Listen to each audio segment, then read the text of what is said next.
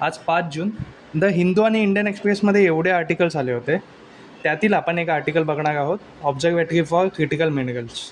आता हा observatory for critical minerals India आणि UK हा द हिंदू न्यूजमधला एक आर्टिकल आहे. तर हे आपण बघणार आहोत.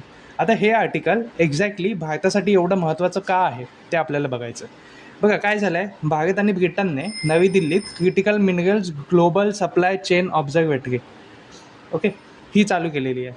आता हा उपक्रम कोणाचा आहे? हा उपक्रम खाणमंत्री किशन रेड्डी आणि ब्रिटनच्या परराष्ट्र सचिव युवेट कॉपर यांच्या उपस्थितीत सुरू झाला आहे.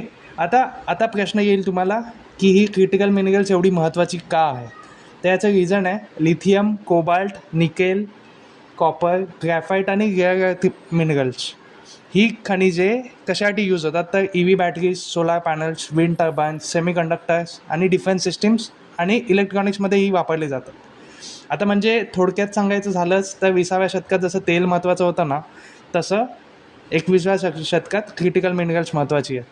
आता एक्झॅक्टली या ऑब्झर्वेटरीमुळे काय झालं? या ऑब्झर्वेटरीमुळे भारताला जागतिक पुरवठा साखळीतील धोके, त्याच्यानंतर या मिनरल्सचे शॉर्टेजेस, प्राईस व्हॉलॅटिलिटी अँड जिओपॉलिटिकल डिस्क्रप्शन्स याची आधीच माहिती मिळू शकेल. यामुळे भारताला पर्यायी सप्लायर शोधणे, उद्योगांना योग्य प्लॅनिंग करणे आणि क्लीन एनर्जी ट्रान्झिशन मजबूत करणे सोपे होऊन जाईल. या सगळ्या गोष्टी होतील. आता बघा, भारताला याच्यासाठी 5 मोठे फायदे आहेत जे आपल्याला एक्झाममध्ये लिहायचे. बघा, पहिलं काय, इम्पोर्ट डिपेंडन्स कमी होणार आहे. सेकंड काय, चीनचा डॉमिनन्सला काउंटर करता येईल. जे चीन डॉमिनेटिंग आहे मिनरल्समध्ये, त्याला आपल्याला काउंटर करता येईल. तिसरं काय, EV बॅटरी स्टोरेज आणि रिन्युएबल एनर्जीला पण सपोर्ट मिळेल याच्यामुळे. चौथं काय, डिफेन्स आणि टेक्नॉलॉजी सिक्युरिटी मजबूत होईल.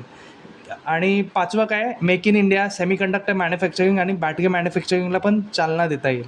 आता हे उपक्रम जे आहेत ते भारताच्या नॅशनल क्रिटिकल मिनरल मिशनलाही जोडलेले आहेत. IIT ISM धनबादला या मिशन अंतर्गत सेंटर ऑफ एक्सलन्स म्हणून ओळख मिळालेली आहे.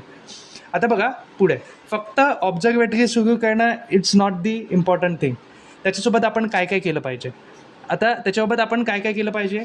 तर त्याच्यासोबत आपण मायनिंग, रिफायनिंग, रिसायकलिंग आणि मॅन्युफॅक्चरिंग कॅपॅसिटी आपली जी आहे ती वाढवली पाहिजे या क्रिटिकल मिनरल्सची. त्याच्यानंतर काय, रेअर अर्थ प्रोसेसिंग टेक्नॉलॉजी, प्रायव्हेट इन्व्हेस्टमेंट आणि स्ट्रॅटेजिक रिझर्व्स यावर आपण याच्यावरती काम केलं पाहिजे, तरच याचा फायदा आपल्याला पुरेपूर घेता येईल. ठीक आहे.